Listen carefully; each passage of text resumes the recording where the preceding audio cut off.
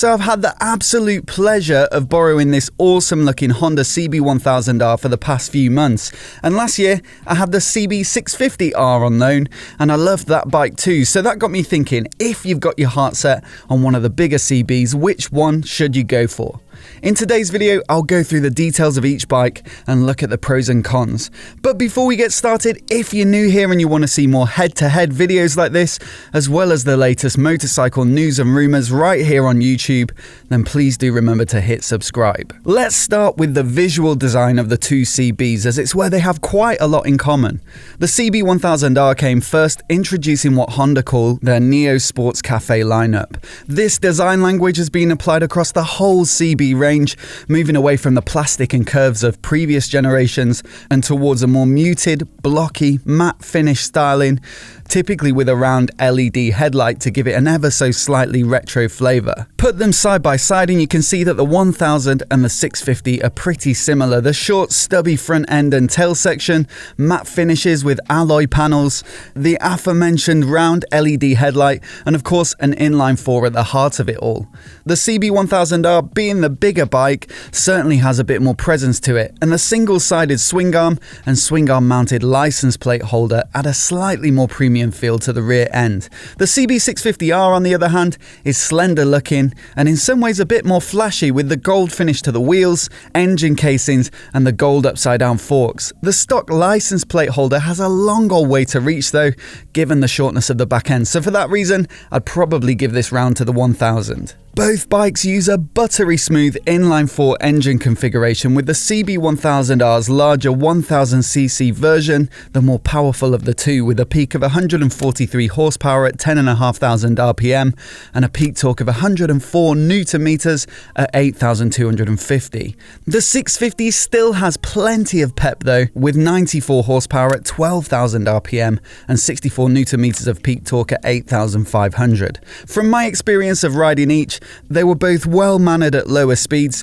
and super easy to ride. The mid-range torque of the 1000 stands out though when riding at an easier pace and performing general commuting duties. Rev them up and you'll really get the best out of both of them. They love to scream towards the red line, and with quick shifters available as an option on both, along with the typically satisfying Honda gearbox, accelerating hard out of a corner is joy on two wheels. Which one is best for you will completely depend on the sort of riding you do. 94 horsepower is plenty to go at on a fairly light bike like the 650. It'd be more than sufficient for commuting, short touring and Sunday blasts, especially on the roads we have in the UK.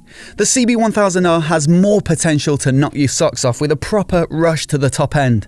But for an average rider like myself on the road, it's rare that you ever get to explore its full capabilities. It might be best suited to the more experienced biker, especially if you've got track days in mind. Lastly, a word on the sound, as I know we all like a nice exhaust note. The 650 I borrowed had a stock exhaust.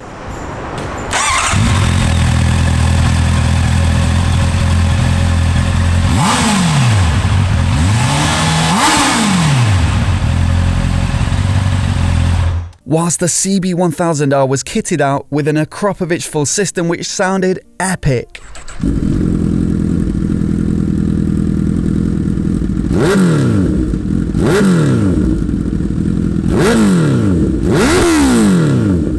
As a result, it's hard for me to compare these two press bikes directly. So here are the clips of the stock exhaust from the Honda website.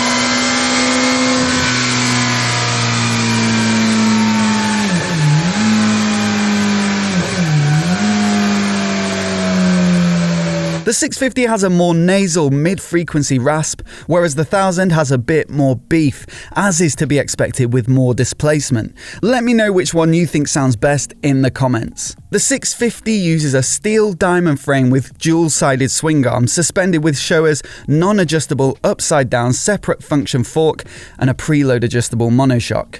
The 1000's steel mono backbone frame and single-sided swing arm use Showa's adjustable upside-down separate function big piston fork and a rebound and preload adjustable shock. Although I found the 650's suspension totally amenable for the majority of the riding I did with it, again, more experienced riders will enjoy the ability to dial in their ride on the 1000. Brakes on both bikes are twin radially mounted calipers on 3 10mm discs at the front, with Tokico branded equipment on the 1000 and Nissin on the 650.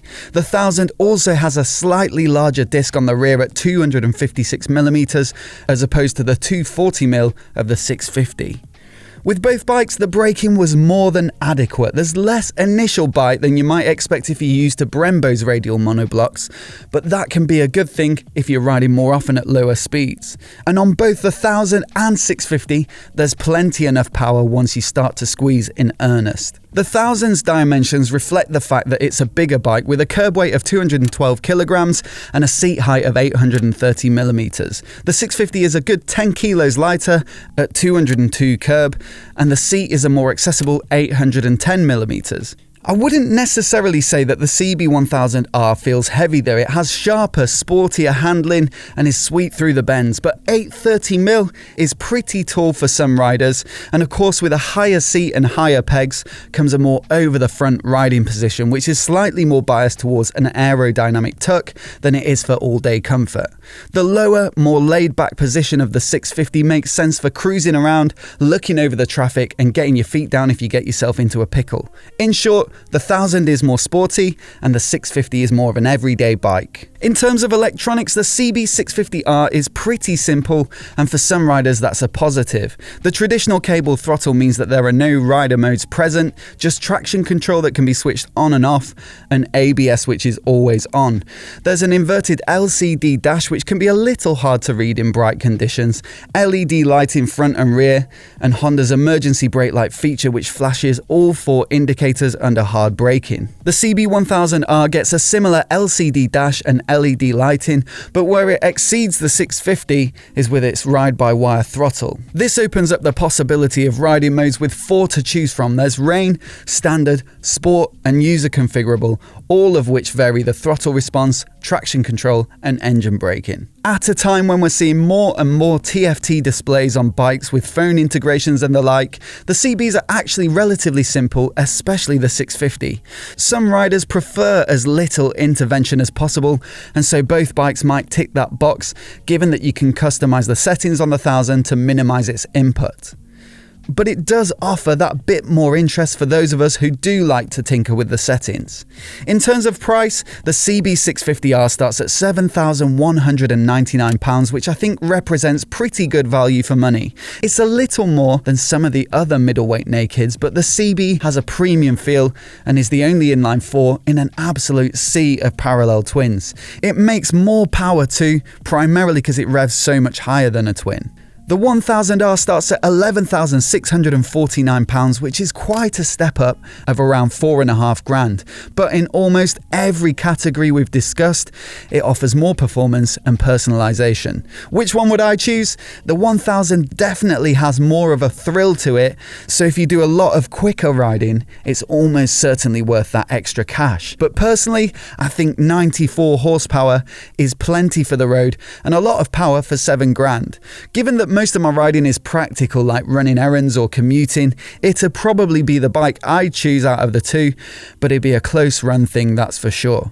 Let me know which you would pick in the comments below. I always enjoy reading them and finding out a bit more about your rationale. And as always, if you're new here and you want to see more videos like this, hit subscribe and I'll catch you in the next video.